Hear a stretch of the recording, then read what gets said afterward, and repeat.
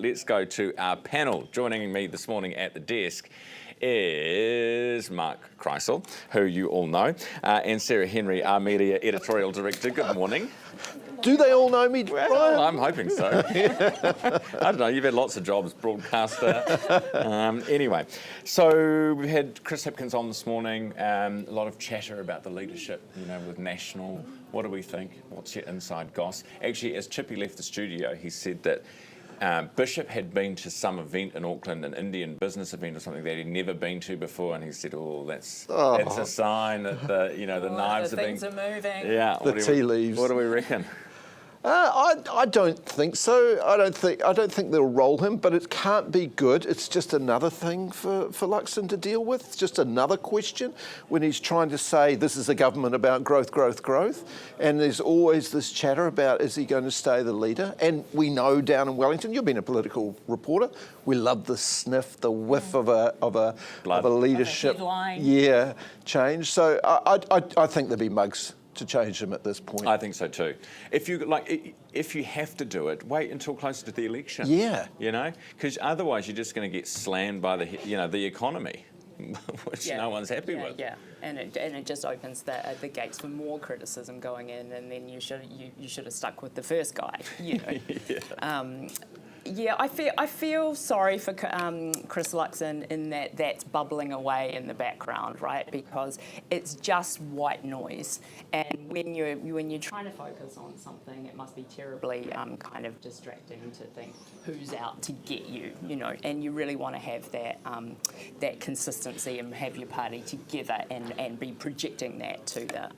He's deeply unpopular, though, and I think he doesn't have the skills of a John Key or a Jacinda Ardern, in that he can, even in bad times, he can make people feel good. He just doesn't have that, and that could be a chain around their necks going forward. Absolutely. Hopefully the economy is turning a corner. We had some job ad numbers out this morning, up 1% for the month, 3% for the quarter, 7% for the year. I mean, it's heading in the right direction, albeit begrudgingly slowly. Yes, it's very tortoise-like, isn't it? I think it was interesting to look at where some of the bigger numbers were coming in terms of the categories, and the fact that you've got IT up in like 20% and construction's gone up, and those sectors were really, really hit. So I think that's a really encouraging sign. I think generally it's going to be a slow burn across the board. Yeah, it's when people start to feel better. These numbers are all very well, but if you don't feel like things are good, then they're not good.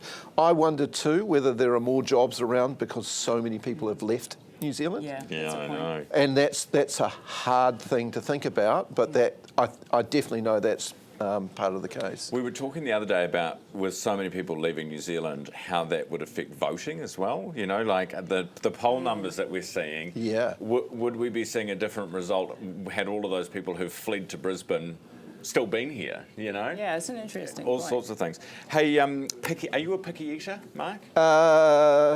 He is. Look, no, I don't think so. I mean, you put most things down in front of me, I'll eat, but my daughter is. Oh, your daughter, right, yeah. It's a kid thing, isn't it? Yeah, but it's interesting. My daughter has a peanut and a fish allergy. So she looks at food and thinks, is there something in there that could kill me? Oh. So, which is a fair call. A fair call, but I'm like, eat it, you'll be fine, trust me. Yeah, I know what I'm talking about. Yeah, we're good to go. But yeah, it drives you nuts. What, a fish allergy? Yeah, white fish. So, and they both can lead to anaphylaxis. So, and they're in a lot of foods that you don't expect it to be in, right? Well, yeah, it's interesting because they feed chickens food that has fish in it, and so if she eats egg that's not properly cooked, then she'll get a reaction to it. Really? Yeah. I mean, and this is for the rest of her life.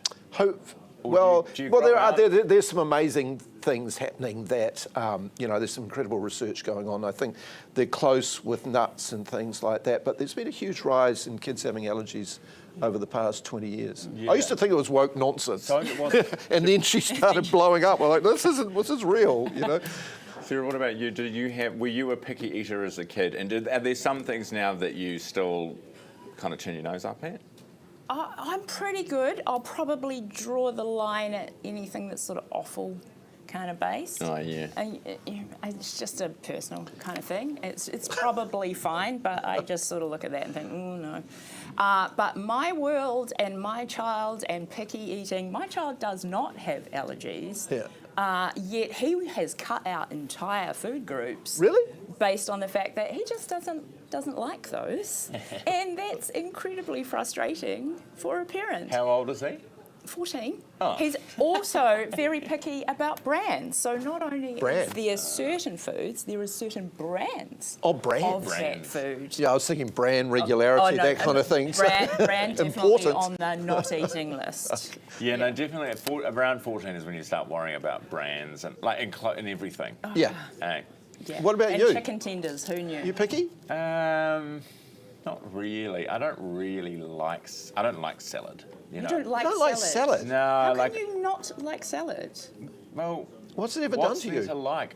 I just prefer meat. Like if you just Caveman. Yeah, like if you just put like really well cooked meat in front of So me, I'll, just a plate And you like of it well meat. cooked as well. well, I mean, well done. Oh, you well know? done, yeah. Yeah. Like different meats or just one meat? no, all different types of meats. Like on one plate. Which brings me back to brand. I just Maybe don't- you need I to be just eating don't more love brand. salad. Well, You should never have two journalists on a panel. no, 'cause my clearly- mum says eats bran every day, and she says that I should be eating bran every day. Keeps you If you eat regular. that much meat, Bran. brand. And what's the rule? Have you told your kids if you finish everything that's on your plate, you get dessert? Are you one of those parents? I've tried that. We've tried the give it a try, right? Try everything once, and if you like, but don't just turn it away. You only get dessert if you earn it, basically. Brilliant, guys. Good to have you both on the panel this morning. Mark Crysell and Sarah Henry.